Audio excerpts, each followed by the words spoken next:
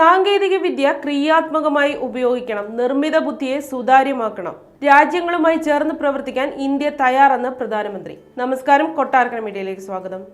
സാങ്കേതികവിദ്യയെ ക്രിയാത്മകമായി ഉപയോഗിക്കണമെന്ന് ആഹ്വാനം ചെയ്ത് പ്രധാനമന്ത്രി നരേന്ദ്രമോദി. 21ാം നൂറ്റാണ്ട് സാങ്കേതികവിദ്യയുടെ യുഗമാണ്. അസമത്വങ്ങൾ ഇല്ലാതാക്കുന്നതിനും എല്ലാവരെയും ഉൾക്കൊള്ളിച്ച് മുന്നോട്ട് പോകുന്നതിനും സമൂഹത്തിൽ അടിത്തറ പാകുന്നതിനും സാങ്കേതിക വിദ്യയുടെ പ്രയോജനങ്ങൾ എത്തിച്ചേരുന്നുണ്ടെന്ന് ഉറപ്പാക്കേണ്ടതാണെന്നും പ്രധാനമന്ത്രി പറഞ്ഞു.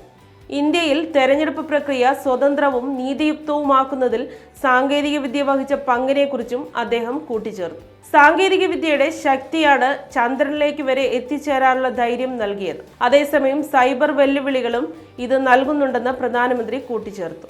G7 ഉച്ചകോടിയെ അഭിസംബോധന ചെയ്യുകയായിരുന്നു അദ്ദേഹം. കുത്തകാവകാശമാക്കി വെച്ചിരിക്കുന്ന സാങ്കേതികവിദ്യയെ സമഗ്രമാക്കി നാം മാറ്റണം. വിനാശകരമാകാത്ത വിധത്തിൽ ക്രിയാത്മകമായി സാങ്കേതികവിദ്യയെ കൈകാര്യം ചെയ്യണം. എന്നാൽ മാത്രമേ സമൂഹത്തിന്റെ അടിത്തറ ശക്തിപ്പെടുകയുള്ളെന്നും അദ്ദേഹം ആവർത്തിച്ചു. നിർമ്മിത ബുദ്ധിയെ സുതാര്യമായി കൈകാര്യം ചെയ്യുന്നതിൽ എല്ലാ രാജ്യങ്ങളുമായി ചേർന്ന് പ്രവർത്തിക്കാൻ ഇന്ത്യ തയ്യാറാണെന്നും പ്രധാനമന്ത്രി പറഞ്ഞു.